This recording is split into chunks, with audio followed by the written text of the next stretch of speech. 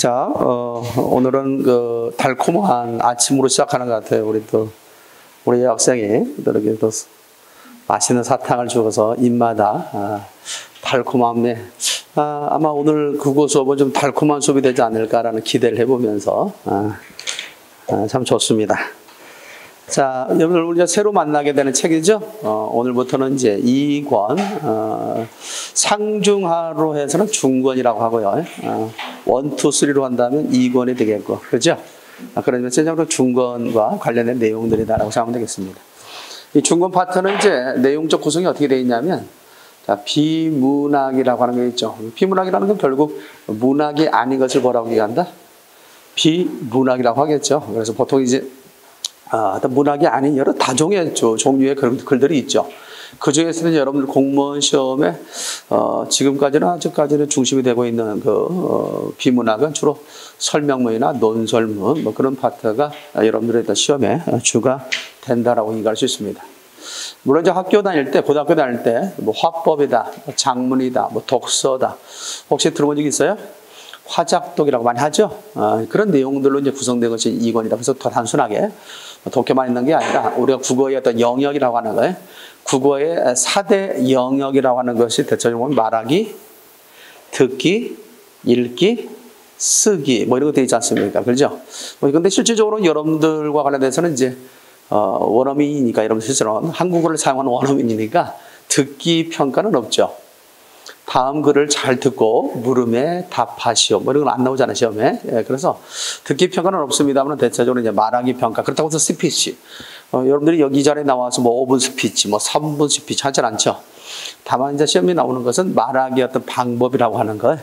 그런 것들이 이제 시험 문제 출제가 되겠죠. 말하기 어떤 원리, 말하기 어떤 방법, 말하기 어떤 실제. 뭐 대화의 어떤 원리를 묻는다든지 또 대화 지문에서 결국 가끔 우리 이 얘기를 나누다 보면 대화를 나누다 보면 대체로 대화에서 벗어나는 사람이 있어 없어요? 있죠? 대화에서 벗어나서 엉뚱한 이야기를 하는 사람도 있겠고 그래서 그 전체적인 분위기를 좀 상당히 갑분싸 갑자기 싸하게 하는 분위기를 싸하게 하는 그런 것들이 있을 수 있잖아요. 그렇죠? 자, 그런 것들을 걸러내는 뭐 그런 것들은 시험 문제 출제될 수가 있겠죠. 자, 그리고 또 쓰기 파트도 마찬가지예요. 쓰기도 실제 쓰라는 문제는 나오지 않아요. 다만 쓰여진 것을 통해서 여러분들이 이제 평가하는 잘 쓰여졌는지 잘 쓰여지지 않았는지 뭐가 잘못됐는지라는 어떤 비판적 차원에서 접근하는 것들이 더러 있다라고 얘기할 수 있겠습니다. 그래서 첫 번째로 제시할 수 있는 것이 뭐냐면 어떤 화법, 장문, 독서 내용적 구성을 보면 그렇게 되어 있다는 거죠. 장문이 있다, 화법이 있다, 독서. 두 번째가 이제 독해의 원리에 대해서. 그래서 우리가 실제 글을 읽을 때 어떻게 읽을 것이며 어떻게 우리가 이해할 것인가, 어떻게 분석할 것인가, 뭐 이런 것들에 대해서 이제 관심을 가져야 되겠죠. 뭐 최근에 뭐 잘못된 뭐 분석이라고 하기도 하고 또는 뭐 잘된 분석이라고 하기도 하는데 대체적으로 저학년으로 갈수록 문해력이 떨어진다, 문장의 이해 능력이 떨어진다, 뭐 이런 것들이 뉴스를 통해서 뭐 제시되기도 하고 그랬었어요. 뭐 사실 그 말이 맞는지 안 맞는지 또 우리들에게 적용했을 때 그 말이 맞냐 안 맞냐 뭐 서로 평가를 내릴 수 있겠죠. 뭐 그럼에도 불구하고 어느 부분이 뭐 전체적인 어떤 문의 능력이라고 하는 것 뭐 이런 것들이 떨어질 수도 있겠고요. 또 하나 우리는 사실 뭐 그런 것들에 대해서 많이 안 본 것 같아요. 그런데 보면 수능 시험에서 봤던 뭐 이렇게 통계 자료를 주고 도표를 주고 그 도표 이해 능력 있어 없어요? 있죠? 이런 것들을 통해서 어떤 정보를 끌어내거나 아니면 거기서 묻고자 하는 내용을 물어볼 때 그것에 대한 어떤 분석 능력을 갖고 있는가라는 측면에서는 뭐 사실 뭐 상대적으로 좀 그런 부분이 부족할 수도 있고 어떤 사람은 뛰어날 수도 있고 그러지 않겠습니까? 자, 그래서 전반적으로 이런 것까지 다 포함한 것이 꼭 문장으로 이루어진 것만이 결국 그런 그 독해의 문제가 아니라 어떤 도표를 주어주고 통계 자료를 주어주고 그것을 분석해서 어떤 결과를 끌어낼 수 있는가에 대한 문제까지도 요즘 최근에 와서는 이제 공무원 시험에서 그런 출제 유형 가운데 하나다라고 얘기할 수 있습니다. 그런 것들을 망라해 놓은 것이 바로 이 책이다라고 생각하면 될 것 같습니다. 물론 이제 실제적인 어떤 독해와 관련돼서는 물론 원리를 좀 설명해 주겠지만은 다분히 가장 최선의 방법 가운데 하나는 우리가 많이 뭐 해야 돼요? 읽어봐야 되죠. 읽어야 되죠. 읽기 능력. 독해라고 하는 것은 읽어서 이해하는 능력이 독해거든. 근데 내가 읽을 줄 모르면 사실 다 문자는 알잖아. 그렇지? 뭐 이게 뭐 장문이면 장문 있잖아요. 장문이 무슨 뭘까? 장문이란?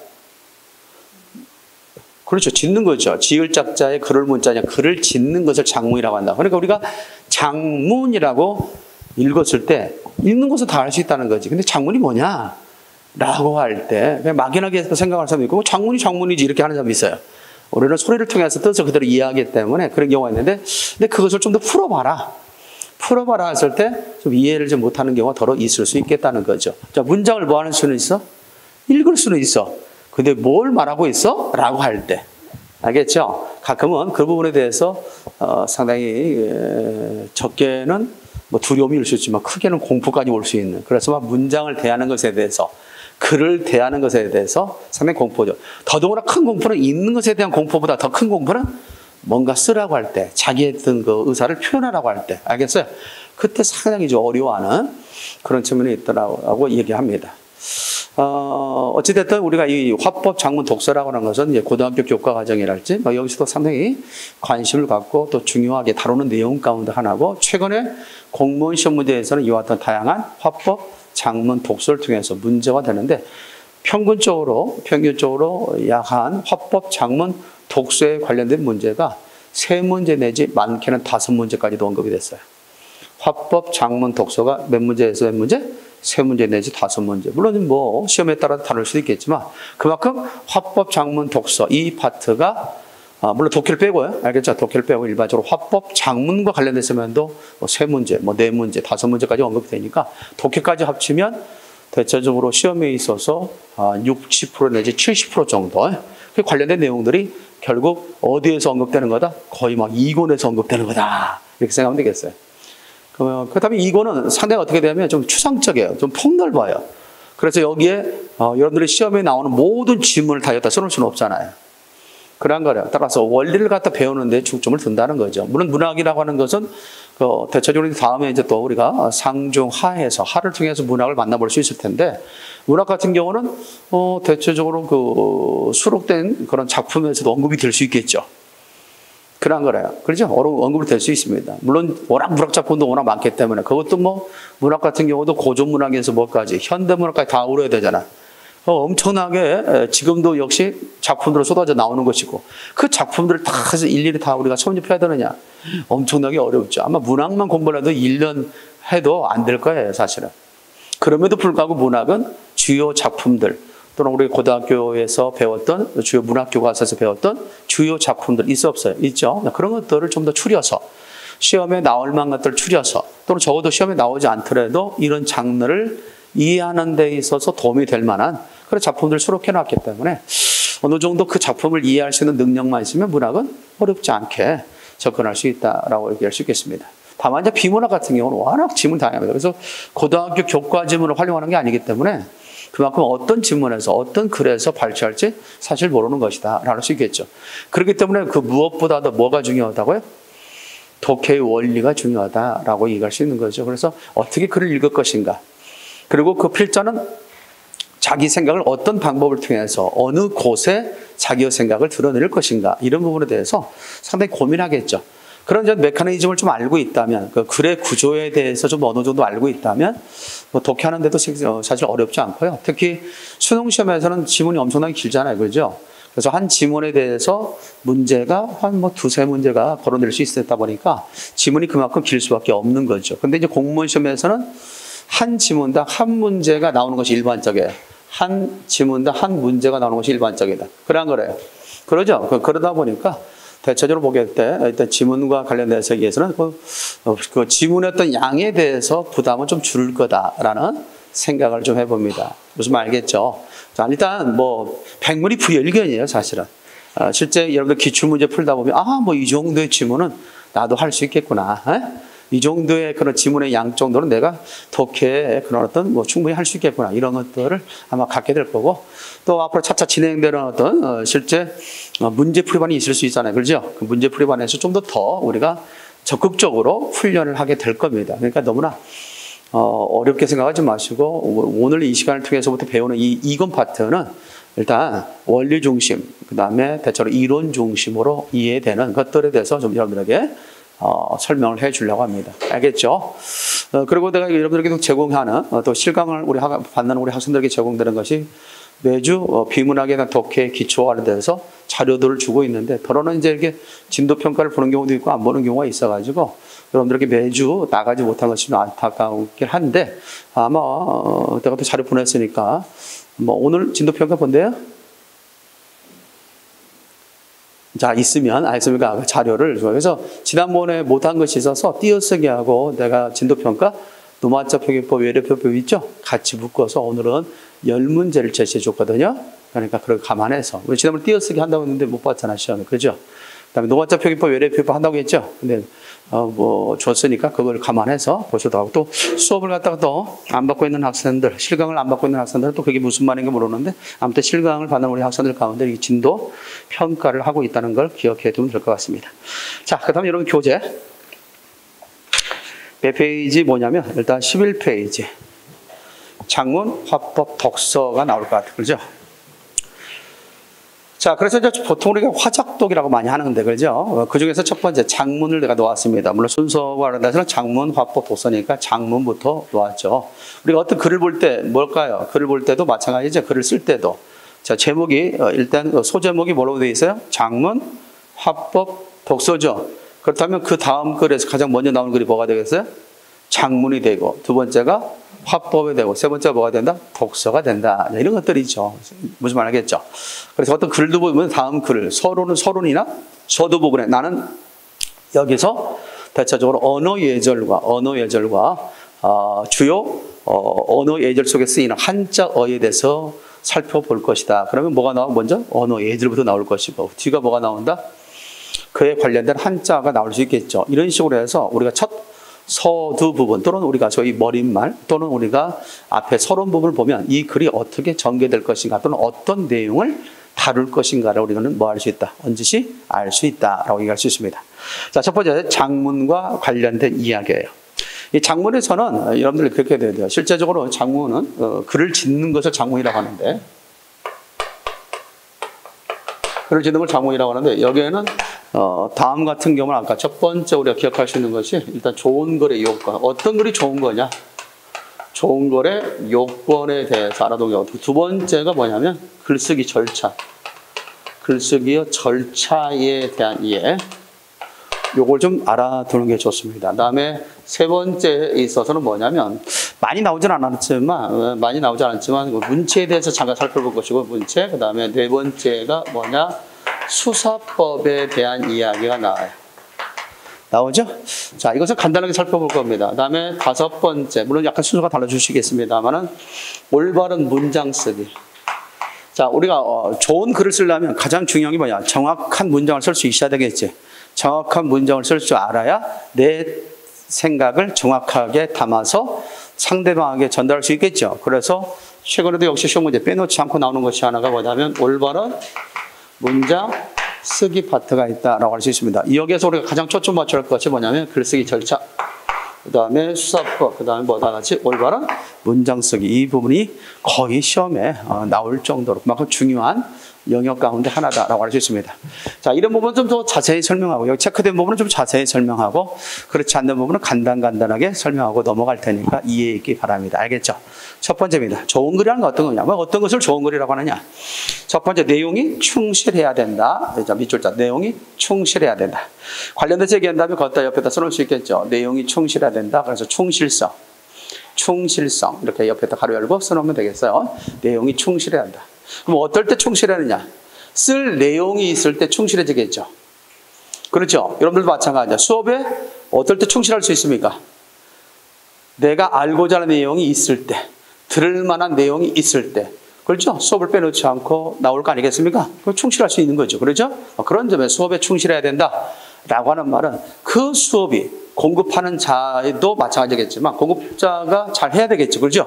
말하자면 이 현장에서 가르치는 선생이 잘 해야 되겠지. 그래야 수업에 들을 만한 내용이 있구나. 그러면 어떻게 돼? 자꾸 자석이 달려있는 것처럼 이 강의실을 사모할 거고, 그래요. 이 시간을 사모하게 될 것이 아니겠는가라는 거죠. 따라서 우리는 거기 나와 있는 것처럼 말할 것이 있을 때만 말하라는 말이 있지, 또 충고가 있듯이 글도 쓸 수 있을 때 써야 된다라고 하는 거야. 이게 무슨 말이냐? 쓰고 싶은 내용이 있을 때 써야 된다는 거야. 그러니까 글이라는 것은 억지로 해서는 안 된다는 거야. 자발성이 있어야 된다는 거야. 이해되겠습니까? 그래서 옛날에 이런 말이 들어서 한번 시험에 나온 적이 있어요. 암탉의 배를 가르고 알을 꺼내는 누를 보면서는 안 된다. 그럼 암탉의 배를 갖다 가른다는 것은 무슨 의미가 되겠어요? 알이 나오기까지 기다려야 하잖아. 암탉이 꼭꼭꼭꼭 하면서 그냥 꼭겨! 알을 낳을 때 꼭겨라고 하던가? 생각이 안 나네. 어찌됐든 간에 암탉이 알을 낳을 때를까지 기다려야죠. 그런데 알이 나오기도 전에 암탉이 배를 가르고 알을 갖다 뭐 한다? 꺼낸다. 사실 인간에게 대한 제왕절개가 아니잖아. 그래요. 자, 이것이 뭐냐면 억지로 알을 꺼내는 거죠. 억지로 뭔가를 글을 쓴다면 잘된 글이 나올 수 있다 없다? 없다라고 하는 거겠습니다. 그래서 시험문이 나왔던 것이 뭐가 있어요? 암탉의 배를 가르고 알을 꺼내는 누를 범하는 것은 다음 중 좋은 글의 요구 가운데 뭘 위배한 것이다? 충실성에 위배된 것이다. 이렇게 설명할 수 있다는 겁니다. 이해됐죠? 또 하나 이제 우리가 독창성이라는 거, 글이라는 것은 뭐야? 아이고 베꼈다. 요즘도 상당히 뉴스를 통해서 크게 화제가 됐던 것 중 하나가 표절이네 뭐네 만해야네 하죠. 특히 그 그림에 있어서의 독창성은 상당히 그런 저작권과 관련돼서 상당 부분이 엄격하게 적용되는 걸 볼 수 있거든요. 이런 점에서 보면 여기서 독창성이 있어야 된다. 다른 말로는 뭐가 있어야 된다? 개성이 있어야 된다. 뭐가 있어야 된다? 개성이 있어야 된다라고 이해할 수 있죠. 독창성이 있어야 된다. 개성이 있어야 된다. 그러니까 어떻게 보면 안 돼요. 예를 들어서 누군가가 어떤 뜻을 통해서 표현했어. 그러면 그 뜻을 갖다 그대로 그 대상을 통해서 표현한다면 어떻게 돼요? 모방한 거죠. 새로운 창조가 아니잖아요. 그렇죠? 그런 점에서 개성이 없다, 독창성이 없다라고 말하기도 합니다. 특히 우리가 상투적 표현하는 것들이 있지. 야, 성다리가 휘어지도록 차렸구나. 이런 말도 있어 없어요? 이런 것들은 독창성이 있어 없어요? 없죠. 야, 저 총탄이 비 오도 쏟아지는 전선을 넘어 내가 왔다. 이렇게 할 때 어떻게 돼요? 다 이게 상투적 표현이라는 거죠. 쟁반에 옥굿을 구르듯 맑은 소리를 갖고 있구나. 뭐야, 상투적 표현이라는 거. 그래서 뭐는 없어요. 이거는 독창성 결여됐다. 그러니까 혹시라도 그런 어떤 그 문장들이 있다. 그런 표현들이 들어있는 문장이 있다. 그러면 이것을 옳게 평가한 것은 뭐냐? 그러면 독창성이 결여됐다. 이렇게 평가하는 겁니다. 됐나요? 이런 것들은 상투적 표현과 관련돼서 이야기할 수 있다. 이렇게 정리하겠습니다. 그 다음에 글이라는 것은 뭐야 돼? 사실 대화할 때도 마찬가지겠지만 정직하게 뭐야 된다 하지? 써야 된다라는 것이죠. 거짓된 어떤 통계를 갖다 들거나 거짓된 어떤 사실을 거짓된 사실이라 볼 수는 없죠. 거짓된 것을 마치 사실이냐 표현해서 된다 안 된다? 안 된다라고 이야기할 수 있는 거죠. 이것이 이제 우리가 정직하게 써야 된다라고 하는 겁니다. 여러분들 속담이 아니죠. 격언 가운데 그런 말도 있습니다만은 그런 마음의 거울이다. 들어본 적 있어 없어요? 있죠? 그런 마음의 거울이다. 또 그렇게 얘기할 수 있잖아요. 그러니까 마음을 드러내는 것이라는 얘기죠. 그러니까 마음을 드러낸다는 것은 결국 뭐와 관련돼서 좋은 글의 요건 가운데 진실성과 관련되어 있다. 혹시나 심리 가운데 그런 마음의 거울이다와 관련된 것은 뭐냐? 글쓰기 좋은 요건의 요만에 보면 다 같이 진실성이다. 이렇게 정리를 해 주어야 된다는 얘기입니다. 정리됐지요? 참고해도 되겠고요. 뜻이 그 다음 뭐여야 돼? 명료해야 돼. 자, 결국 우리 글을 갖다 읽는 것은 누굴 대상으로 한 거다? 독자를 대상으로 한 거 아니겠습니까? 독자가 잘 이해할 수 있는 내용이 있어야 되겠죠. 그러겠어요.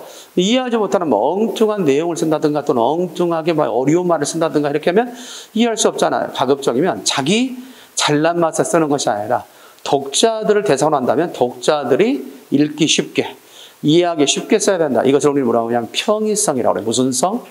평이성. 그래서 좀 더 쉽게 써야 된다. 그래서 이런 말이 있습니다. 누가 한 말이냐면 그 베이컨이 한 말인데요. 베이컨이 한 말인데 쉽게 간결하게 써야 된다. 나왔지? 그러면서 이런 비유를 했어요. 학자와 같이 생각하되, 학자와 같이. 학자는 뭡니까? 어떤 내용에 대해서 파고 들어가는 거죠. 어떤 내용을 좀 깊게 파고 들어가는 사람 아니겠습니까? 그래서 그 원리나 근본을 끄집어내는 능력을 갖고 있는 사람들이 바로 학자라 볼 수 있는 거죠. 그런 사람들이 그렇게 파고 들어가서 연구한 결과를 그것을 그렇게 하되, 방법은 그렇게 하되, 표현은 뭐 한다? 누구라도 이해할 수 있도록 표현해야 된다라는 겁니다. 됐나요? 그것을 뭐라고 얘기한다? 평이성이다. 그래서 대중과 함께 이야기한다는 말은 누구라도 전문적인 내용이라도 누구라도 이해할 수 있게 쉽게 풀어서 써야 된다라는 측면을 우리는 평인성이다라고 얘기할 수 있는 거죠. 자, 또 있습니다. 정확한 표현을 써야 된다는 정확한 표현. 어떤 상황에 맞는 그 상황에 맞는 정확한 단어가 있겠죠. 어휘가 있겠죠. 물론 이것을 하려면 좀 어휘력이 필요합니다. 예컨대 우리가 보게 되면 생각할 때 이렇게 얘기할 수 있겠죠. 뭐 예를 들어서 보면 개발이 있다. 개발이 있다. 개발이 있다. 어때요? 소리는 좀 비슷하죠. 개발과 개발. 그러나 뭐 분명히 뭐가 달라요? 기호가 다르죠. 개발과 개발은 분명히 다르다. 위에 개발과 이 밑에 개발이라고 하는 뜻을 정확하게 내가 알고 있어야 내가 쓰고자 하는 내용이 위에 것이 들어가야 맞는지 아래 것이 들어가야 맞는지를 알 거 아니야. 물론 그것을 읽는 사람들도 분명 필요하겠죠. 어휘력이. 그렇죠? 개발과 개발의 그런 의미적 구별을 알고 있는 사람들이 좀 더 쉽게 정확하게 이해할 수 있겠죠.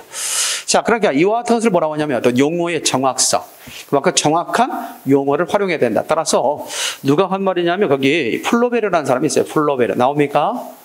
플로베르 나오죠? 이 플로베르가 말하기를 결국 일물 일어서를 얘기한 적이 있어요. 이 플로베르라는 사람은 대체적으로 사실주의 작가예요. 어떤 대상을, 우리의 현실을 객관적이고도 정확하게 묘사하고 하는 게 무슨 주의? 사실주의. 그 사실주의의 가장 대표인 작가가 누구다? 플로베르다. 그래서 플로베르가 말했던 일무 일어서는 우리가 살고 있는 이 현실에 대해서 좀 더 정확하게 표현해야 되는데 정확하게 표현하는 데 있어서 전제가 될 것이 뭐냐? 정확한 용어를 사용해야 된다. 그 상황에 맞는 용어를 사용해야 된다. 이해되나요? 그래서 이 플로베르의 일물 일어설과 관련된 글쓰기 요건은 정확성과 관련되어 있다. 뭐가 관련되어 있다? 정확성. 자, 그래서 정확성과 앞서 얘기했던 베이컨의 평이성 있어 없어요? 있죠. 따라서 이 평이성과 정확성을 합쳐서 명료성이라고 그래요. 무슨 성? 명료성. 그래서 대체적으로 우리가 얘기할 수 있는 명료성이란 무슨 성과 무슨 성이 들어간다? 명료하다 그러잖아요. 그죠? 쉽고도 아주 정확하다라는 뜻입니다. 그래서 대체적으로 평이성이라고 평이성. 그 다음에 뭐가 들어간다? 다 같이 정확성. 이렇게 들어갈 수 있다라고 할 수 있죠. 자, 이런 것들이 바로 좋은 글의 요건과 관련되어 있다. 그래서 좋은 글의 요건과 더불어서 시험이 출제될 때 이런 말들과 관련된 좋은 글의 요건을 묻을 수가 있다. 자, 그러면서 여러분 교재 11페이지 옆에 날개단을 보자. 11페이지 넘기지 말고 날개단이 있어요. 그렇죠? 그 날개단을 보게 되면 좋은 글의 요건 나와. 좋은 글의 요건이 나오죠? 거기다 밑줄자 좋은 글의 요건. 그래서 중요한 것들 여기다가 좀 시험에 나올 만한 것들을 추려서 놓았는데 플로베르의 일물일설 하나의 사물을 나타내는데 적합한 하나밖에 없다는 말로 글에 있어서 정확성과 관련된 말이다. 이렇게 얘기했고요. 학자와 같이 생각하고 대중과 함께 말하자 평인성. 글은 마음의 거울이다. 진실성. 글에는 우선 뭐가 있어야 된다? 내용이 있어야 된다. 여기다는 그 비유를 들었지 않았지만 암탉의 배를 가르고 알을 꺼내는 눈을 보면서는 안 된다. 이해됐죠? 이것이 바로 좋은 글의 요건과 관련되어 있다고 할 수 있습니다. 자, 뒤로 넘길까요? 좋은 글이라고 하는 것은 또 뭐여야 돼요? 경제적으로 써야 됩니다. 다시 말해서 불필요한 내용이 들어가면 된다. 안 된다. 즉 사족이 들어가면 되는데 안 된다. 또 쓸데없이 말을 갖다 반복하면 되는데 안 된다. 이것이 바로 경제성과 관련되어 있다라고 이야기할 수 있습니다.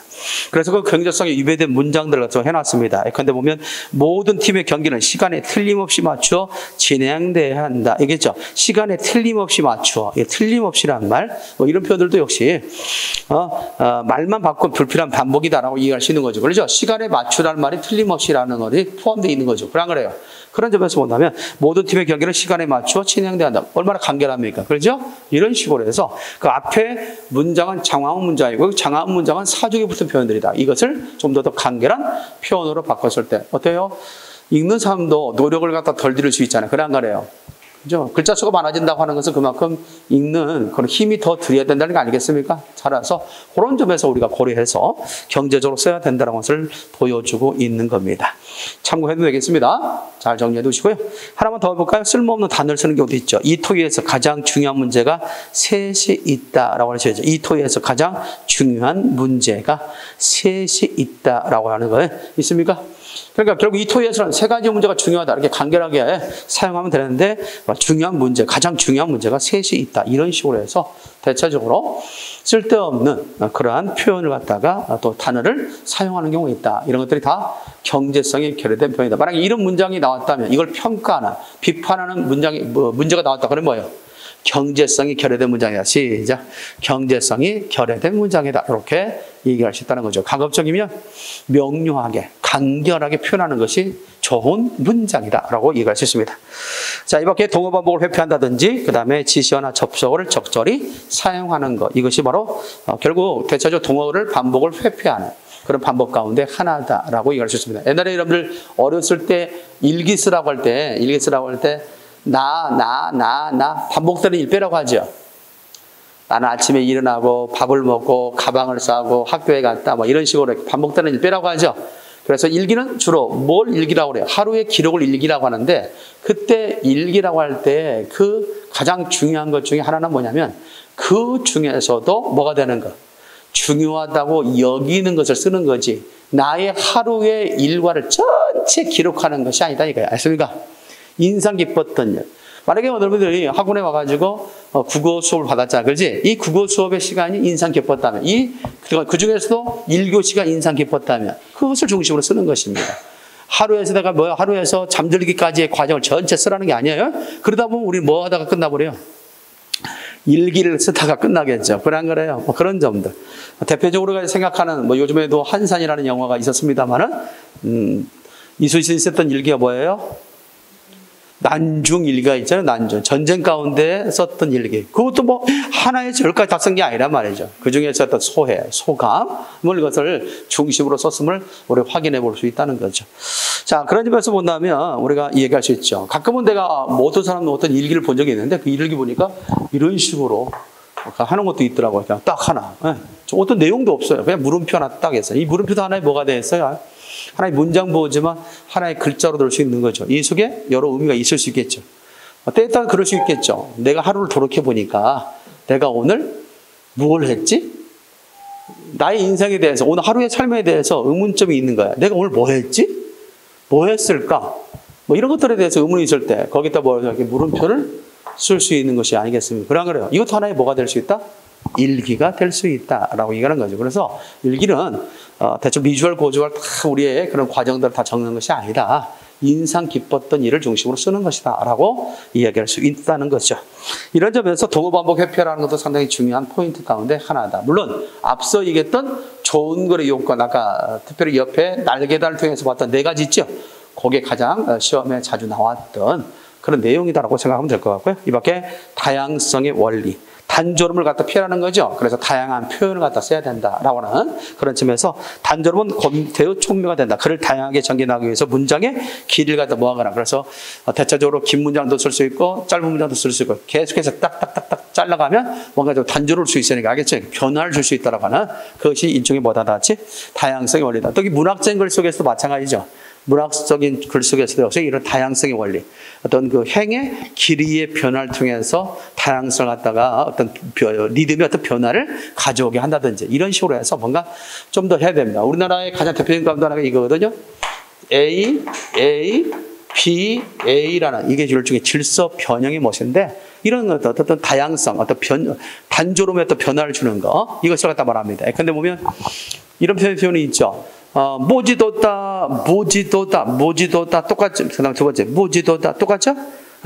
원수년의 가난이 하면서 변화를 주죠. 그리고 마지막에 모지도다 이렇게 해서 다시 돌아오는 AA, PA 이렇게 변화를 준다는 어떤 단조로움을 어떤 회피하는 방법 가운데 하나가 뭐냐면 변화를 주는 거죠.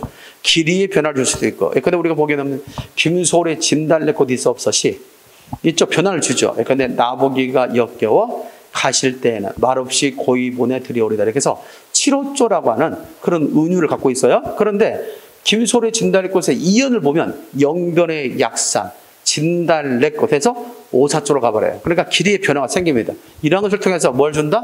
단조로움을 좀 회피하는 그런 노력을 많이 하게 된다라고 얘기할 수 있습니다. 자, 지금까지 뭐에 대해서 배웠어요? 좋은 글의 요건. 이따 좋은 글의 요건에서 가장 대표적으로 아는 것, 충실성. 충실성 하면 생각나는 말, 시작. 충실성 하면 생각나는 말? 암탉의 배를 가르고 알을 꺼내는 누를 보면서는 안 된다. 자, 진실성 하면 시작. 진실성은 그런 마음의 거울이다. 생각나죠? 자, 평이성 하면 생각나는 말? 평이성.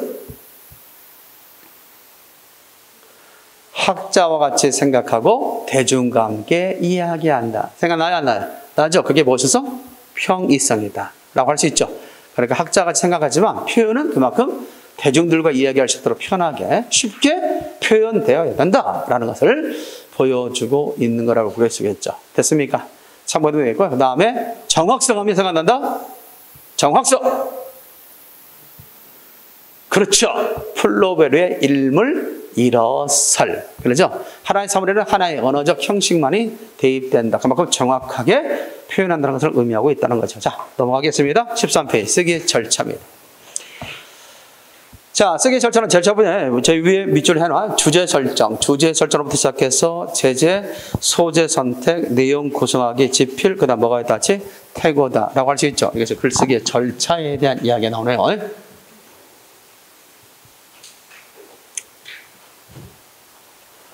자, 글쓰기 절차.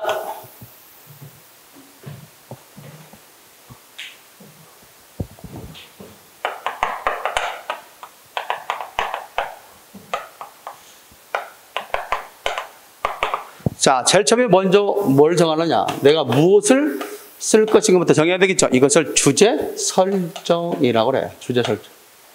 주제 정하기, 뭐 주제 설정이다 라고 할 수 있죠.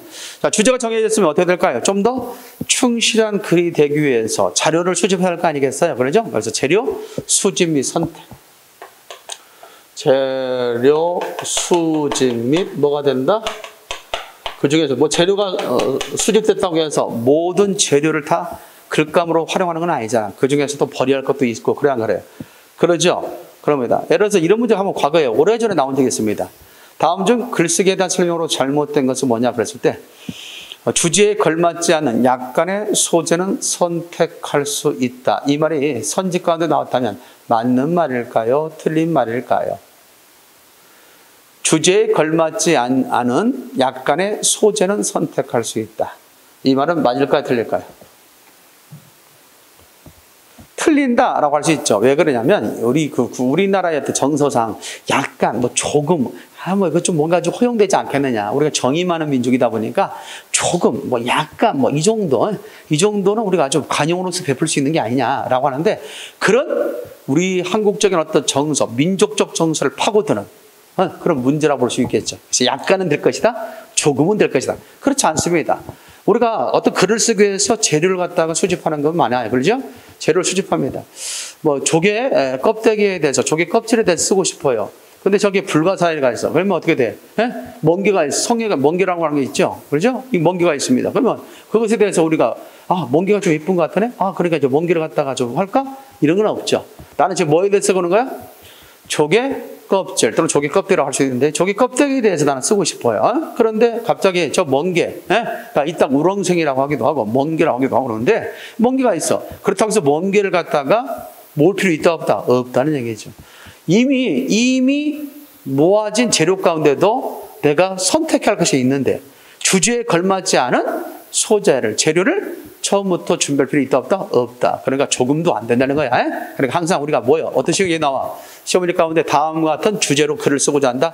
다음에서 그 글감으로서 적절한 것은, 글감으로서 적절치 않는 것은 나오죠. 그런 것이 다 뭐냐면 이런 직접 쓰라는 문제는 할 수 없으니까 이미 그런 어떤 것을 제시해놓고 그것을 여러분들이 과연 글 쓰는 능력이 있는가를 테스트하는 문제가 시험에 나오는 거죠. 자, 재료 수집을 선택했습니다. 그렇다면 이 주제에 걸맞는 재료를 선택해서 그럼 뭐 봐야 돼?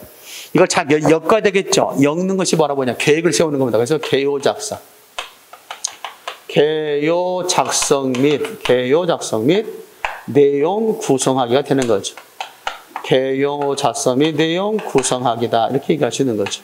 정리됐죠? 개요 작성. 그래서 우리가 집을 지을 때 뭐가 필요하죠? 설계도가 필요하죠. 그러듯이 글을 지을, 우리 그래서 장문이잖아. 아까 잘 알았는데 글 짓는 거죠. 글 짓기를 장문이라고 하니까 결국 우리가 집을 지을 때 설계도 필요하듯이 글을 지을 때도 뭐가 필요하다? 설계도가 필요하다. 그 글의 설계도를 개요라고 한다. 알겠어요? 그렇게 가르쳐줘. 자, 글의 설계도를 뭐라고 한다고요? 개요. 그래서 개요 작성이란 글의 설계도를 작성한 거다라고 얘기할 수 있습니다. 자, 이렇게 해서 개요 작성, 내용 구성하기가 있다. 자, 내용 구성하기. 이 내용을 어떻게 우리가 구성할 것인지 이따 설명하기로 하고요. 이렇게 끝났으면 어떻게 될까, 이제. 본격적으로 이제 모든 다 준비되어 있죠. 재료도 준비되어 있고, 설계도도 준비되어 있으니까 그 설계도에 맞춰서 이제 뭐야? 집짓능을 해야 되겠죠. 다시 말해서 글 짓능을 해야 되겠죠. 그것이 뭐냐? 집필이다라고 할 수 있습니다. 집필. 그래, 이제 다 준비됐으니까 이제 펜을 잡는 거지. 이제 직접 써봐야 되겠다라고 해서 집필이 되는 거죠. 자, 집필이 끝나면 이제 뭐가 되겠어요? 그렇다고 해서 다 되는 게 아니죠. 말음을 해야 되겠죠. 또 감리 다 잘 썼는지 안 썼는지, 잘 지었는지 안 지었는지 감리하듯이, 건물을 갖다 우리가 감리하듯이 뭘 해야 돼요? 이것도 마찬가지로 원래 계획대로 잘 쓰였는지를 확인해야 되겠지. 그것을 뭐라고 하냐면 퇴고라고 그래요. 퇴고. 되나요? 이것을 우리는 글쓰기 절차. 자, 글쓰기 절차를 순서대로 부를까요? 제일 처음에 시작. 주제, 설정, 재료 수집 및 선택. 그 다음에 개요 작성 및 내용 구성하기, 집필, 퇴고라고 할 수 있죠. 그래서 가장 기본적으로 얘기했을 때 이렇게 시험이 나왔죠. 글쓰기 절차 가운데 가장 먼저 해야 할 일은 뭐다? 시작. 주제 설정이다라는 게 가장 중요하고, 그 글쓰기의 절차를 순서대로 옳게 말하시오면 시작. 주제 설정, 재료 수집 및 선택, 개요 작성 및 내용 구성하기, 집필, 퇴고다라고 할 수 있습니다. 그럼 여기서 어디까지가 우리가 하나의 준비 단계라 볼 수 있어? 글쓰기의 준비 단계는 어디까지가? 그렇지, 여기까지가 준비 단계지. 이 준비 단계를 우리 뭐라고 하냐? 다른 말로 글쓰기의 준비 단계 계획하기라고 그래요. 뭐라고 얘기한다? 계획하기다라고 얘기하잖아요. 그죠? 계획하기. 그 다음에 집필. 여기서부터가 이제 본격적으로 뭐 하는 거야? 표현하는 거죠. 표현하기. 표현하기라 볼 수 있는 거죠. 퇴고라고 하는 것은, 여기서 퇴고라는 것은 고쳐 쓰기와 관련되어 있다라고 할 수 있어. 따라서 우리가 글쓰기 절차, 그게 세 단계가 있다. 첫 번째 시작, 계획하기. 두 번째, 표현하기. 세 번째 뭐가 있다? 고쳐 쓰기가 있다. 이렇게 할 수 있죠. 계획하기다, 표현하기다, 고쳐 쓰기다. 정리됐죠? 이렇게 해서 알면 되겠다. 그렇다면 가장 기본적인 문제가 뭐가 나왔을까? 물론 자주 나오는 문제는 아니지만 혹시 허를 찌르는 문제가 나올 수 있잖아요. 다음 중에서 글쓰기 절차 가운데 계획하기 단계에 속하지 않는 것은 1번 개요 작성, 2번 내용 구성하기, 3번 주제 설정, 4번 집필. 시작. 4번 집필이죠. 집필은 표현하기 단계에 속하는 거고, 주로 이 표현하기 단계 속에서는 어떤 것이 나오냐면 주로 이것이 나와요. 표현하기 단계에서는 제목 쓰기를 나오다. 제목부터 써야 되겠지. 내가 글을 쓸 때 딱 제목 딱 쓰고, 제목 쓰기, 뭐 서두 쓰기, 본문 쓰기, 그 다음에 뭐다 같이 매즙말 쓰기, 이렇게 해서 표현하기 단계에서는 제목 쓰기가 있다든가, 서두 쓰기가 있다든가, 본문 쓰기가 있다든가, 매듭말 쓰기가 있다는 거 정리됐죠? 이것이 바로 집필 과정이라 볼 수 있겠습니다. 집필 과정을 다른 말로 이제 표현하기 단계니까요. 자, 이렇게까지 다 써놨어. 그럼 아까 내가 뭐라고 했어? 마치 건물 지놓고 감리하듯이 글도 잘 쓰였는지, 내가 의도하는 바로 다 내용이 잘 들어가 있는지 확인해야 되겠지? 이것을 무슨 과정이라고 한다? 퇴고 과정이다. 최근에 와서 공무원 시험 문제에서는 글쓰기 절차에서 퇴고가 가장 많이 나오고 있습니다. 알겠죠? 그래서 왜 그러냐면 이미 쓰여진 결과물을 가지고 여러분들이 비판할 수 있는가? 그러면 비판할 수 있다라고 하는 것은 뭐다? 적어도 여러분들은 그 글을 쓸 때 그렇게 쓰지는 않을 거라고 생각하는 거겠지. 그런 점에서 직접 쓰라는 문제를 낼 수 없으니까 이미 쓰여진 것을 통해서 검토 능력을 배양하는 그런 문제가 시험에 출제된다. 그래서 대체로 퇴고 과정이 시험에 잘 나온다고 볼 수 있죠. 그래서 최근에 와서는 뭐냐면 퇴고 문제, 지문이 주어진 상태에서 다음 중에서 밑줄 친 것이 잘못 고쳐 쓴 것은, 다음 중에서 주제에 걸맞지 않은 내용을 찾으시오. 나올 수 있겠죠. 이미 뭘 통해서? 쓰여진 것을 통해서 검토하는 유형의 문제가 나올 수 있다. 자, 그 중에서 퇴고라고 하는 거, 퇴고 관련돼서 한 번쯤 생각을 해봐야 되는데, 일단 순서대로 보기로 하고요. 일단 13페이지 봐봐. 13페이지 보면 주제 설정과 주제문 작성 나오죠? 그럴 때 그 제일 밑에 기억해둬야 주제문 작성 과정, 주제문 설정과 범위 있죠? 자, 주제문이라는 것은 작가의 중심 생각, 중심 의도를 주제라고 하는데, 그 주제는 뭐여야 돼? 범위가 좁고 구체적이어야 된다. 또 필자가 잘 알고 있는, 자, 알고 있는 내용이고 전달할 만한 가치가 있어야 되겠지. 자, 만약에 시험지 가운데 누구나 다 알고 있는 내용이 대체적으로 글의 재료나 글의 어떤 주제로서 선정된다, 안 된다? 안 되지. 누구나 다 알고 있는 내용은 누구나 다 알고 있는데 그때요 내가 말할 필요 없잖아. 그래요. 그런 점에서 결국 독자들이 누구나 다 알고 있는 내용을 쓰는 것이 아니라 작가가 잘 알고 있는 내용을 써야 된다는 얘기예요. 이해되죠? 그래서 상대방에게 설명문 같은 경우는 상대방에게 좀 더 정확하게 대상을 설명할 수 있는 거 아니겠습니까? 근데 자기도 모르는 것을 갖다 말하려면 어떻게 되겠어요? 말이 꼬이겠죠. 엉뚱한 내용이 나오게 될 수밖에 없겠죠. 그런 점에서 잘 기억해도 이 말을 살짝 뒷부분에서 필자가 잘 알고 있는 걸 써야지 독자가 잘 알고 있는 걸 쓰면 틀려요? 당연하겠지. 필자가 잘 알고 있는 게 아니라 독자가 잘 알고 있는 게 아니라 필자가 잘 알고 있는 걸 써야 된다는 거 잊지 말기 바랍니다. 그리고 뭐 해야 돼요? 좀 재미가 있어야 되겠죠. 재미가 있어야 된다. 독자에게 좀 흥미를 끌 수 있는 내용들이 좀 됐으면 좋겠어요. 이게 뭐야? 그래서 요즘에 대체적으로 보면 썸메이라고 많이 하잖아요. 그래 안 그래요?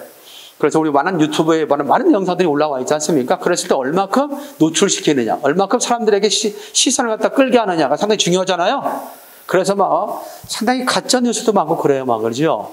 내용 들어가 보면 전혀 다른 내용인데 처음 내용은 누구 사망 이렇게 나오잖아요. 근데 들어가 보면 사망이 아니에요. 그렇잖아요. 그런 것들 많이 있습니다. 그래서 좀 그런 부분에 대해서는 좀 안타까움이 있다. 지나치게 시각적으로 사로잡기 위해서 거짓, 왜곡된 그런 표제를 갖다가 설정해서 자극적으로 제시하는 경우가 더 있다 없다? 있다라고 하는 거예요. 그러면 우리 학원에서 올리는 영상은 아주 지극히 평범한 영상으로 올리더라고요. 알겠습니까? 그냥 그죠? 공무원 강의인가? 국어 강의. 그냥 올리잖아. 썸네일을 통해서 가르치는 어떤 모양이 이렇게 그런 모양이 있고 전혀 어떤 글이 없어. 자극적으로 어떤 사람들이 갖다 이것만 보면 만점, 이것만 보면 합격 받아든지 그런 거 없죠. 그냥 아주 솔직하게 담백하게 올려놓은 걸 볼 수 있습니다. 자, 어찌됐든 우리 기억할 수 있는 게 뭐냐면 그와 같이 독자에게 관심을 끌고 흥미를 줄 수 있는 거. 이게 뭐가 돼야 됐다? 주제가 돼야 되겠다라고 하는 거고, 누구나 다 아는 것은 주제로서의 가치가 있다 없다? 없다. 다 알고 있는데 누가 안 읽을 거 아니야. 그리고 글을 쓴다는 것은 뭐야? 독자를 대상으로 한 거잖아. 읽어주길 바라니까 뭐 하는 거야? 쓰는 거 아니겠어? 근데 누구나 다 독자가 이미 알고 있는 내용이야. 그럼 읽어 안 읽어? 안 읽겠지 당연히. 그런 점에서 생각해 보는 겁니다. 정리됐죠? 자, 다음에 주제문 작성 시 과정입니다. 가주제, 참주제, 주제문 있죠? 가주제는 가장 포괄적인 주제. 가장 넓은 주제를 가주제다라고 얘기할 수 있습니다. 그다음 참주제는 그보다 좀 더 범위를 한정지은 것으로서의 그런 것을 참주제라고 하고요. 마지막 주제문은 하나의 완결된 문장으로서 주어 플러스 서술어로 자기 생각을 드러낸 것을 주제문이라고 얘기할 수 있습니다. 예를 들어서 그냥 그 밑에도 있지만 술에 대해서 생각해보면 술 하면 술이 막연하잖아. 너무나 넓잖아. 술의 뭐에 대해서, 술의 기능에 대해서, 술의 종류에 대해서, 있잖아. 여러 가지 이슈가 있죠. 또는 술의 장단점에 대해서, 여러 가지가 있겠죠. 그랬을 때, 우리 술의 장단점에 대해서 얘기하자. 좀 더 구체화해야 되겠죠. 그래야 이야기가 좀 좀 더 짧아지고 확실하게 전달하고자 하는 메시지가 설정될 수 있을 거 아니야. 그런 점에서 가장 일반적인 주제를 술이라고 한다면, 즉 가주제를 한다면 그걸 좀 더 구체화한 게 뭐다? 참주제고, 이것을 하나의 완결된 생각으로 주어 플러스 서술어 하나의 문장으로 진술한 걸 뭐라고 한다? 주제문이라고 한다라고 할 수 있습니다. 그때 그 주제문을 쓰는 데 있어서 주의할 것이 있습니다. 그 밑에 주의점, 밑줄자, 별 2개. 주제문 작성서의 유의점 별 2개 해놓으시라. 첫 번째, 완전한 문장이 되도록 진술한다. 완전한 문장이 돼야 돼. 주제문은 내가 이 글을 통해서 누군가에게, 독자에게 말하고 싶은 생각을 하나의 완전한 문장으로 말한 것을, 진술한 것을 주제문이라고 하는데, 흥부는 착한가? 오히려 독자에게 물으면 돼, 안 돼? 안 되겠지. 의문문에 대해서는 안 된다는 거죠. 평서문으로 진술돼야 된다. 두 번째입니다. 주제문은 물음에 대한 응답 형식으로 의문문이나 감탄문이 아닌 무슨 문? 평서문. 자, 그리고 완전한 문장이 된다고 했죠? 그 위에처럼 고대 소설의 한 주제에 대하여 이런 식으로 주어부와 서술부가 되어 있지 않는 문장이 완전하게 끝나지 않은 형태로 주제문을 작성해서는 안 된다. 그 밑에처럼 고대 소설의 한 주제는 권성징악이 있다. 나와 있지? A는 B다. 이렇게 완전한 문장으로 진술해야 된다는 것.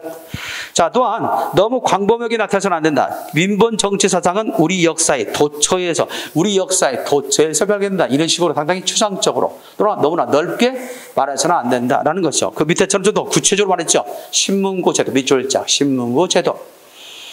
우리 역사의 민본 정치의 예로서 뭐가 있다? 신문 정치. 역사의 도처에서 발견된다고. 궁금하잖아. 항상 뭐 해야 돼? 주제문이라는 것은 궁금증에 대해서 뭔가 해결책, 궁금증에 대해서, 물음에 대해서 정확한 답이 돼야 돼. 그런데 위에처럼 한다면 뭐예요? 역사의 도처에 있다. 그러면 뭔데 그게? 역사의 도처에 뭐가 있는데? 그래서 다시 재차 상대방으로 하여금 질문하게 되면 이건 전체적인 주제문으로서 맞지 않다. 그런 얘기야. 알겠죠? 결국 주제라는 거는 주제문이라는 것은 물음에 대한 응답이기 때문에 재차 물음, 그 말을 통해서 또 다른 물음이 있으면 된다, 안 된다. 안 될 정도로 완벽하게, 완전한 문장으로 진술해야 된다. 자, 이 밖에 비유적인 표현을 표현한다. 이순신 장군은 민족의 태양, 밑줄자 민족의 태양. 이런 식으로, 뭐, 북한에서 많이 그러잖아요. 김일성에 대해서, 뭐, 김정일에 대해서 민족의 태양이시며. 막 그렇게 말하잖아요. 이런 것들이 대체적으로 보면 비유적이다라고 얘기할 수 있다는 거죠. 자, 이 밖에 불필요한 사족, 밑줄자, 불필요한 사족. 다시 말해서 잉여적 표현을 갖다 써서는 안 된다는 얘기야. 사족이 붙어서는 안 된다. 우리가 흔히 말할 때도 그런 경우 있어 없어요? 있잖아, 오늘 학원 갈래? 자, 여기서 불필요한 내용은 뭘까요? 있잖아, 오늘 학원 갈래? 여기서 불필요한 내용은? 있잖아. 이런 것들이 뭐예요? 굳이 쓰지 않아도 내가 말하고자 하는 내용을 충분히 이해할 수 있고 상대방이 들을 수 있잖아요. 그렇죠? 이런 것들이 다 사족이다라고 얘기할 수 있다는 겁니다. 라고 얘기할 수 있습니다. 너는 이렇게 같은 말 되풀이하니 뭘 하는 경우도 있고, 알겠죠? 그런 것도 뭐예요? 같은 말을 되풀이하는 것도 일종의 사족이야. 어떻게 보면. 그냥 한 번만 말하면 되잖아. 그렇죠? 같은 말을 되풀이할 때는 이제 뭐가 돼버려요? 그게 잔소리가 될 수가 있는 거고, 사족이 붙는 경우죠. 그래서 관계, 인간의 또 관계, 나중에 대화의 원리를 설명하겠지만 그만큼 인간의 또 관계를 좀 더 멀어지게 하는 그런 방법 가운데 하나죠. 자, 이 밖에 이제 주제는 하나여야 된다. 당연하겠죠. 내가 이 글을 통해서 말하고자 하는 것은 하나여야지. 두 가지 이상이 된다면 대체 필자는 무엇을 이야기하려고 했던 거야? 라고 헷갈릴 수 있겠죠. 그런 점에서 주제는 하나여야 된다. 또 일관성이 없거나 모순되는 표현이 있어서는 안 된다라고 얘기하는 거예요. 자, 근데 보면 그 뒤에 보면 한 예를 들어놨네. 이 세상에서 제일 빠른 것은 빛과 전기와 소리다. 그렇다면 어떻게 돼요? 사람들은 헷갈리겠지. 이 세상에 그렇다면 제일 빠른 게 뭐란 말이야? 빛이란 말이야? 전기란 말이야? 소리란 말이야? 이해됐나요? 이만큼 주제는 하나여야 된다. 우리가 이런 말을 한 적이 있습니다. 허더슨이라는 사람이 있었어요. 허더슨이라는 사람이 있는데 허더슨이 다음과 같이 얘기하고 있습니다. 하나의 글은 하나의 핀트만 있어야 된다. 하나의 핀트, 이때 핀트라는 말은 일본식 표현인데 포인트가 있어야 된다라는 말입니다. 이와 관련된 뭘까요? 하나의 글에는 하나의 핀트만 있어야 된다. 이것과 관련된 소설의 요소는 뭐냐? 시험에 나온 적이 있어요? 주제, 구성, 문체, 인물, 뭘까요? 다 같이? 한 개의 소설은 한 개의 핀트만을 갖는다. 그 말은 하나의 소설을 글로 본다면 하나의 글은 하나의 뭐만 있어야 된다?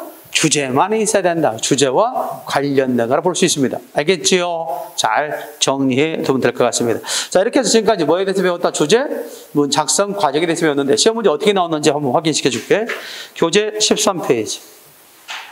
자, 13페이지 날개단 문제 보자. 날개단 보니까 다음 중 주제문으로 가장 적절한 거 나왔죠? 이런 식으로 문제 나왔을 때 1번 동아리 활동은 인간관계를 폭넓게 한다. 자, 동아리 활동 나왔죠? 그것이 어떻게 된다고 나왔어요? 인간관계를 폭넓게 한다. 그 동아리 활동의 기능 또 동아리 활동의 가치까지 명확하게 이야기하고 있지. 우리는 수경이 돼야 한대. 그렇구나. 동아리 활동을 하면 인간관계가 뭐 해주는구나. 시작. 폭넓게 되는구나. 상식적으로 받아들일 수 있죠.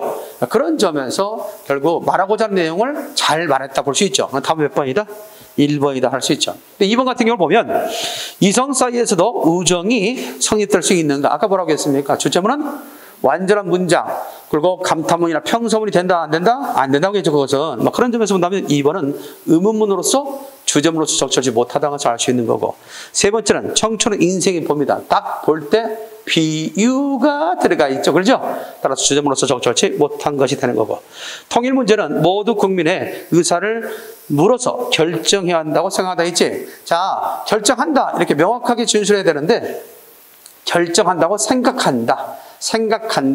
그럴 것 같다. 거기다 써놓을까요? 뭐뭐 할지도 모른다.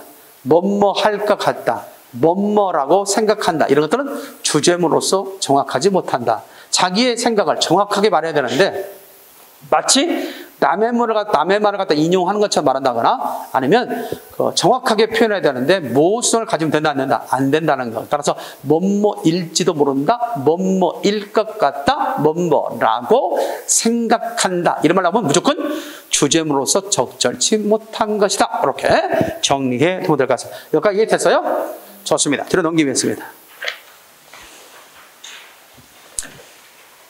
거기 재료 수준과 선택이 있습니다만 대체적으로 주제에 걸맞은 재료와 주제를 선택하면 될 것 같고요. 다만 우리가 아까 설명했던 것처럼 주제에 걸맞지 않는 약간의 소재는 선택할 수 있다고.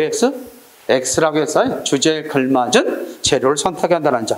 자, 그러면서 그 밑에 14페이지 구성과 개요 작성 있죠? 밑줄자. 별 2개 정도 해놓기 바랍니다. 구성과 개요 작성 그 부분에 별 2개. 자, 구성이라는 건 글의 짜임새를 구성이라고 얘기합니다. 자, 구성이란 뭐다? 나지 글의 짜임새를 구성이라고 하는데 그 글의 구성에는 크게 두 가지로 나눠 생각할 수 있어요. 첫 번째가 전개적 구성, 두 번째가 종합적 구성. 나옵니까? 나오죠. 그 전개적 구성을 그 밑에 가로 열고 그렇게 써놔. 전개적 구성 밑에다 다음과 같이 가로 열고 써놓기 바랍니다. 자연적 구성. 무슨 구성? 자연적 구성. 자연적 구성. 썼어요? 자연적 구성. 그렇게 써놓으면 되겠습니다. 자, 그 자연적 구성이라고 할 수 있는 전개적 구성은 크게 두 가지가 있죠. 시간적 구성이 있고 무슨 구성이 있다? 공간적 구성이 있다. 주로 시간적 구성은 시간의 흐름에 따라 글을 갖다가 전개해 나가는 방식을 무슨 구성이라고 한다? 시간적 구성이라고 할 수 있죠. 그런데 봄, 여름, 가을, 겨울이 있죠. 이렇게 계절별로 시간의 흐름에 따라 기술할 수도 있고요. 또는 아침, 점심, 저녁 이런 식으로 해서 또 할 수도 있는 거고 그런 거래요. 또는 뭐 여러분들 그 시간과 관련돼서는 뭐 1교시, 2교시, 3교시, 4교시, 5교시 있죠. 이것도 다 무슨 구성이다? 시간적 구성이다. 1교시 때는 이랬다. 잠깐 쉰 다음에 나 2교시를 맞이했다. 2교시는 수학이었다. 또 3교시에는 뭐였다. 나올 수 있겠죠? 이런 것들을 뭐라고 한다? 시간적 구성이다. 주로 이런 시간적 구성을 하는 것을 우리는 뭐라고 하냐면 어떤 글에서 많이 나오냐면 써놔 옆에다가 서사적인 글. 무슨 글? 서사적인 글에는 바로 이 같은 시간적 구성이 주로 활용된다. 서사라고 하는 것이 뭐냐면 어떤 사건이나 이야기를 순차적으로 그려나가는 방식을 서사라고 하거든. 따라서 서사적인 글의 가장 대표적인 것이 뭐냐? 여러분들 다 알고 있는 장르가 있어. 다음 중 서사적인 성격을 갖고 있는 대표적인 장르는 1번 시, 2번 소설, 3번 희곡, 4번 뭐 희곡도 들어갈 수 있겠지만 수필. 그다음에 가장 서사성을 갖고 있는 게 뭘까요?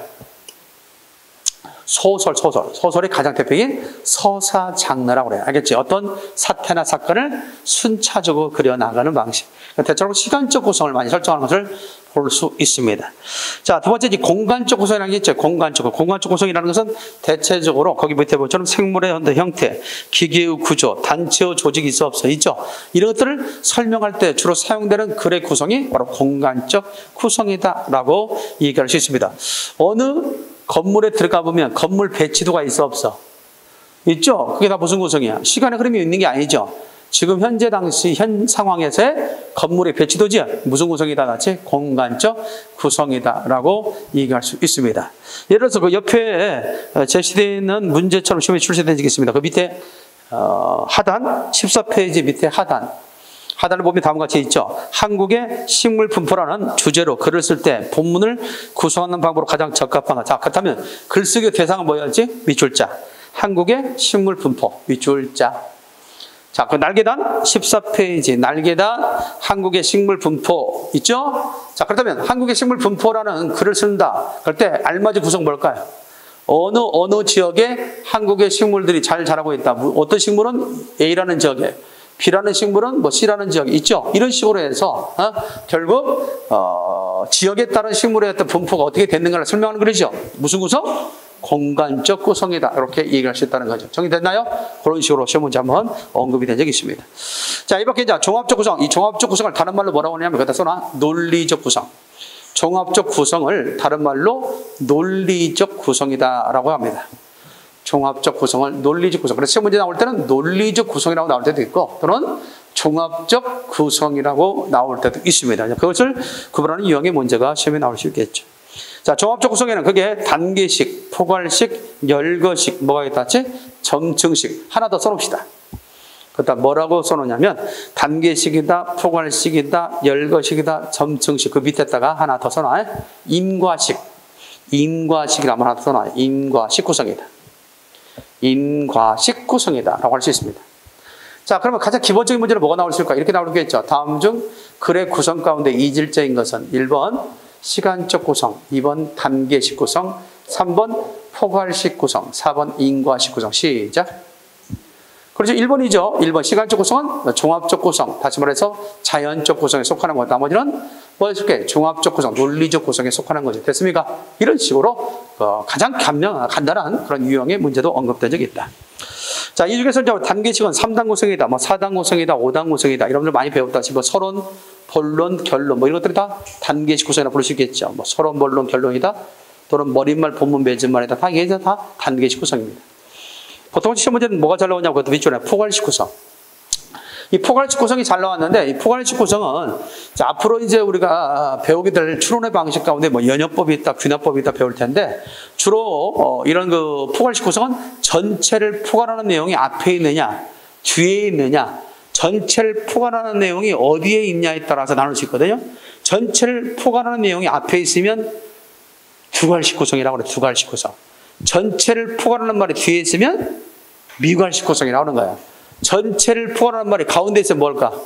중괄식이 나오겠지. 그래서 이 포괄식 구성에는 두괄식이 있다든가 뭐 미괄식이 있다든가 중괄식이 있다든가 이렇게 구성을 또 세분화시킬 수 있습니다. 그래서 전체를 포괄하는 말이 앞에 있느냐 뒤에 있느냐. 앞에 있다 하면 두괄식, 뒤에 있다 뭐다 같이 미괄식. 여러분들 공무원 시험에 거의 나오는 지문은 대체적으로 미괄식이 많이 나와요. 뭐가 잘 나온다? 미괄식. 물론 어쩌다 이제 두괄식도 나오긴 하지만 대부분 여러분들 시험에는 미괄식이 나와. 그러니까 이 글에서 필자가 말하고자 하는 주제는 뭐냐? 그러면 대체적으로 뭐야 다지? 미괄식. 알겠죠? 미괄. 논설문 같은 데는 미괄식. 설명문 같은 경우는 설명의 대상이 잘 드러나 있는 앞에 부분에 있어서 첫 문장에 있어서 주제를 갖다 찾기 쉽고 알겠습니까? 보통 논설문 같은 경우는 미괄식 파트가 잘 나와요. 미괄식이라는 게 뭐라고요? 전체를 포괄한 말이 뒤에 있으니까 뭐 세 개의 문단이 있다 할지라도 대체적으로 중심 문단은 뭐가 된다? 끝 문단이 될 가능성이 상당히 많다. 그래서 나는 시간이 없어요. 그럴 때는 물론 그렇다고 해서 막 다 읽지 않고 그냥 대충 찍으면 안 되겠지만 그럼에도 불구하고 내가 시간이 없다 할 때 우리가 한번 승부를 걸다면 첫 문단 읽는 것보다 뭐다? 끝 문단 읽는 것이 오히려 답을 찾는데 더 수리할 수 있다라고 얘기할 수 있겠습니다. 나중에 이제 이런 구체적인 반복론은 문제 풀이반 시간에 좀 더 하기로 하고요. 여기서는 자 일반론만 설명하도록 하겠습니다. 자, 그다음에 이와 같이 열거식이 있다, 뭐 점층식이 있다. 그다음 하나 더 한다 뭐라고 했다고 할까? 인과식이 있다고 했지. 원인과 결과. 이것들이 전부 다 하나의 구성의 종류다. 따라서 내가 어떤 글을 쓰고자 하는가, 어떤 내용의 글을 쓰고자 하냐에 따라서 뭘 선정해야 돼? 구성도 선정할 수 있어야 되겠지. 그래요. 그런 점에서 확인해 두라는 얘기입니다. 자, 개요입니다. 개요. 개요는 개요에다 별 3개 해놔. 개요도 상당히 중요합니다. 자, 개요라는 것은 구성을 그대로 정리해 놓은 것으로 글의 설계도에 해당된다. 밑줄에 글의 설계도. 그래서 글의 설계도에 해당되는 게 뭐다? 시작. 개요다. 자, 그러면서 개요를 갖다 작성하는 이유 있죠. 왜 그러면 우리가 글의 설계도를 갖다가 써야 되느냐? 먼저 글을 쓰기 전에 왜 설계도를 갖다 써야 되느냐? 설계도를 준비해야 되느냐라고 하는 이유는 다음과 같이 있죠. 첫 번째, 불필요한 내용 삽입 방지. 밑줄자 불필요한 내용 삽입 방지 해놓고 1번 해놓아야 되겠죠. 그 밑에다 1번. 글의 일관성 견지 이렇게 해놓고 2번. 그 다음에 글의 논리성 획득해서 3번. 됐습니까? 이렇게 해서 개요를 작성하는 이유는 그게 3가지가 있다. 첫 번째 시작. 불필요한 내용 삽입 방지. 두 번째 글의 일관성 견지. 세 번째 글의 논리성 획득. 됐습니까? 이런 식으로 해서 이제 우리가 생각해 둬야 되겠죠. 자, 그러면 어떤 문제 나왔어요? 아무래도 3개가 나왔으니까 여러분들 공무원 시험은 대부분 사제 선다형이죠. 그런 점에서 이렇게 나올 수 있겠죠. 다음 중 개요 작성의 이유로서 적절하지 못한 것은 첫 번째, 1번 불필요한 내용 삽입 방지, 2번 글의 일관성 경지, 3번 글의 논리성 획득, 4번 부정확한 단어 사용 방지. 몇 번? 4번이죠. 부정확한 단어 사용 방지는 계획 단계, 즉 개요 작성에서 이루어진 것이 아니라 글을 직접 집필할 때 태고 과정에서 걸러내야 할 사항이지, 계획할 때 나는 부정확한 단어 사용하지 말아야 되지? 이렇게 계획하는 사람은 없잖아. 이거는 내 마음속으로 기본적인 어떤 소양이지. 그래 안 그래요? 그런 점에서 부정확한 단어 사용 방지는 뭐에서 쓰지 않는다? 개요를 작성할 때 쓸 필요 있다 없다? 없다. 또 개요 작성에서 이유에 맞다 맞지 않다? 맞지 않다 라고 이해할 수 있죠.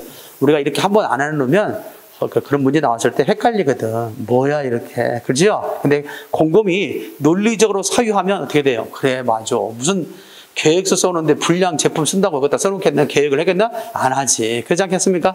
그런 점에서 이건 마음의 다짐, 알겠죠? 양심적 다짐, 뭐 이런 것은 될 수 있어도 실제적으로 이것을 문서화하는 계획표에는 들어갈 필요가 있다 없다? 없다라고 할 수 있습니다. 그것만 알고 있으면 되겠습니다. 자, 개요에는 크게 2가지가 있습니다. 거기 보면 화제 개요가 있고 뭐가 있다? 문장 개요가 있지. 뭐가 화제 개요고 뭐가 문장 개요인지 알겠습니까? 거기는 마치 집단, 뭐 조직, 이렇게 하나의 단어나 있죠? 하나의 단어나 또는 하나의 그런 어구를 통해서 제시되는 개요를 뭐라고? 화제 개요라고 하고, 그 밑에처럼 주어 플러스 서술부 있어 없어요? 주어 플러스 서술 있죠? 이런 식으로 되어 있는 것을 우리는 뭐라고 한다? 문장 개요다. 그렇다면 화제 개요와 문장 개요 가운데 좀 더 독자적 입장에서 보면 어떤 개요가 글을 이해하는데, 이 글이 어떤 내용인가를 파악하는데 좀 더 효율적일까요? 그렇지, 당연히 문장 개요죠. 뭐 그런 것도 비교 문제도 한번 나온 적이 있습니다. 알겠습니까? 그래서 화제 개요보다는 오히려 뭐가? 문장 개요가 글을 이해하는데, 파악하는데 더 도움이 된다라고 얘기할 수 있습니다. 자, 집필입니다. 집필은 쪽이 아까 얘기했죠? 뭐 제목을 쓴 다음에 서도 쓰기, 본문 쓰기, 그 다음 뭐가 있다지? 결말 쓰기 왔는데, 그 집필 과정에다 밑줄자. 집필 과정에 보면 서도 쓰기, 독자의 주의를 끌어들이고 글의 내용을 암시하여 주제의 방향을 제시하는 것이 서두고요. 이 밖에 본문은 몇 개의 제재에 의해 서두의 주제보다 좀 더 명확해지는, 글을 좀 구체화하는 부분이 어디다?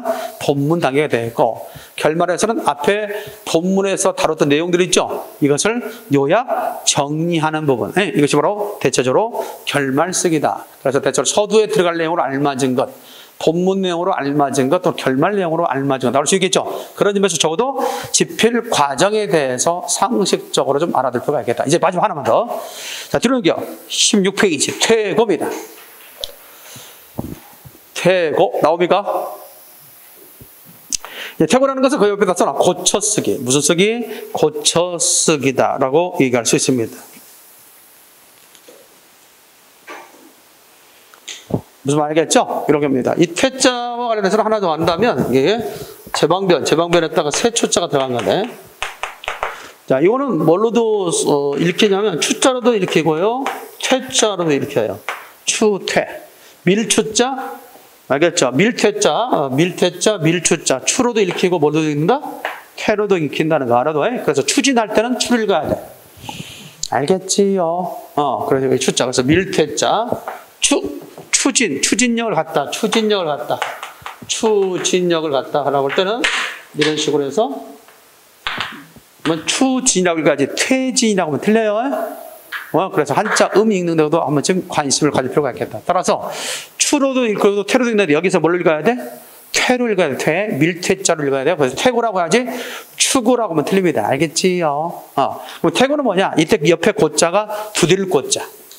어느 시인이 시를 쓰기를 이렇게 했다는 거예요. 어느 저녁 무렵에 한 절에 도착했는데 절문을 민다고 이야기할 것인가 두드린다고 이야기할 것인가 고민이 많았다는 거예요. 그러니까 그런 거 뭘 써야 될까? 민다고 할까? 두드린다고 할까? 추를 써야 할까? 고를 써야 할까? 상당히 고민이 많았던 거죠. 그런 것을 고민하고 골똘히 가다가 그만 귀족이 타고 오는 가마와 부딪혔어. 그래서 그만 그 귀족이 떨어져서 상처를 입었어. 옛날에 상당히 신분이 낮은 사람이 귀족이 탄 가마를 갖다가 막아서고 오히려 또 귀족을 상처까지 입혔으니 어떻게 돼요? 큰 죄를 저진 거야. 저놈을 당장 죽여라! 막 부하들이 막 죽이려고 해서. 근데 곰곰이 생각해 보니까 좀 이유를 듣고 싶어서. 왜 저렇게 가마가 오는지도 모르고 저렇게 갔을까? 이유를 듣고 싶어서. 그래서 그 사람을 불렀지. 너는 어찌하여 눈이 있는데도 불구하고 가마가 오는 사실을 몰랐단 말이냐? 일부러 그런 거냐? 막 그렇게 물어봤지. 그랬더니 아닙니다. 이만저만해서 이렇게 시를 갖다가 하나 썼는데 이 부분을 추라고 해야 할지 고라고 해야 할지 민다고 해야 할지 두드린다고 해야 할지 그것을 너무나 골똘히 생각하다 보니까 미처 귀인께서 타고 오시는 가마를 내가 발견하지 못하나이다. 죽여주십시오 하니까 그 말에 감복을 받은 이 귀족이 그 사람을 용서하고 그를 벗으로 삼았다는 이야기가 있습니다. 거기서 언급된 것이 뭐냐면 퇴고예요. 이 퇴고라는 말은 전혀 고쳐 쓴다고는 관련이 없는 일종의 스토리를 갖고 있는, 이야기를 갖고 있는 한자 성어가 됩니다. 알겠습니까? 무슨 말 알겠지요? 그래, 퇴고 잘하고. 퇴고의 3원칙. 자, 퇴고의 3원칙 잘 봐. 첫 번째, 삭제 원칙. 부가의 원칙, 재구성의 원칙. 밑줄 짝. 삭제 원칙, 부가의 원칙, 재구성의 원칙. 시험 문제 가장 많이 나온 게 뭐라고요? 퇴고가 가장 많이 나온다고요? 시험 문제 나와. 지문 주어지고 고쳐쓰기로 나옵니다. 다음 중 고쳐쓰기로서 적절치 못한 것은 고쳐쓰기 할 때 알맞은 거 나옵니다. 그때 몇 가지 원리가 적용된다? 3가지 원리. 삭제 원칙, 부가의 원칙, 재구성의 원칙이 있다. 삭제 원칙은 불필요한 내용이 들어가서 빼야 되겠지. 다시 말해서 주제, 내가 말하고자 하는 주제에 걸맞지 않는 내용은 빼야 되겠죠? 그래서 거기 나오는 삭제 원칙. 불필요한 부분, 지나친 부분, 조잡하고 과장된 심한 부분을 뭐 한다? 빼야 된다. 다음 중 글쓰기에서 빼야 할 부분을 찾아라 또는 삭제할 부분을 찾아라면 대부분 시험 문제는 뭐냐면 주제에 걸맞지 않는 내용. 알겠습니까? 주제에 걸맞지 않는 내용 다 빼야 돼. 나는 오늘 뭐 한다? 뭐에 대해서 나의 일에 대해서 얘기하고 싶어. 나의 일에 대해서 얘기하고 이게 주제야. 그런데 갑자기 중간에 동생의 일이 있으면 되는데 나의 일이 주제인데 동생의 일을 끌어내면 이거는 나의 일과는 무관한 일이죠. 따라서 뭐 해야 돼? 빼어내야 된다라고 하는 거예요. 그래서 우리가 대체로 퇴고할 때 이 부분이 각각 시험이 잘 나옵니다. 삭제 원칙. 두 번째, 부가의 원칙. 부가의 원칙은 뭘까요? 붙이를 주는 거죠. 더 첨가해 주는 거죠. 그래서 다른 말로 보충의 원칙이다, 첨가의 원칙이다, 부가의 원칙이라고 얘기할 수 있어. 정리됐죠? 아까 민본 정치는 우리 역사의 도처에 보인다. 민본 정치와 관련된, 민본 제도와 관련된 것은 역사 도처에 보인다. 그럼 역사 도처만 하면 너무 추상적이잖아. 거기에 대해서 구체적인 예를 들어줘야 되겠지. 그게 뭐예요? 도대체? 부가의 원칙이다, 보충의 원칙이다라고 이해하셨습니다. 정리됐나요? 자, 우리나라는 사계절이 아름다워. 그러면 뒤에는 뭐가 나와야 돼? 사계절의 아름다움 나와야 되지. 봄의 아름다움, 여름의 아름다움, 가을의 아름다움 나와야 되고 겨울도 아름다움 나와야 되지. 그런데 갑자기 봄, 여름 오다가 건너뛰어가지고 겨울 아름다움 나온다면 뭐가 빠졌어? 가을의 아름다움 빠졌지. 그럼 뭐 해야 돼? 보충해줘야지. 보충의 원칙, 첨가의 원칙, 부가의 원칙이다. 정리됐죠? 이렇게 보충해주고 첨가해줌으로써 글에 좀 더 자세하다라고 하는, 상세하다는 그런 효과를 얻을 수 있다. 상세화의 효과를 얻을 수 있다. 세 번째, 마지막, 재구성의 원칙. 다른 말로 조화의 원칙이라고 하죠. 이건 뭐예요, 나한테? 글의 구성이 예컨대 서론과 본론과 결론이 있는데 본론에 들어갈 내용이 결론에 있거나 결론에 들어갈 내용이 본론에 있거나 본론에 들어갈 내용이 서론에 있으면 맞지 않겠지? 그래서 구성이 잘못될 때 그 구성을 맞춰주는 것, 문장과 문장의 관계를 긴밀하게 해주는 것, 이것이 무슨 원칙이에요?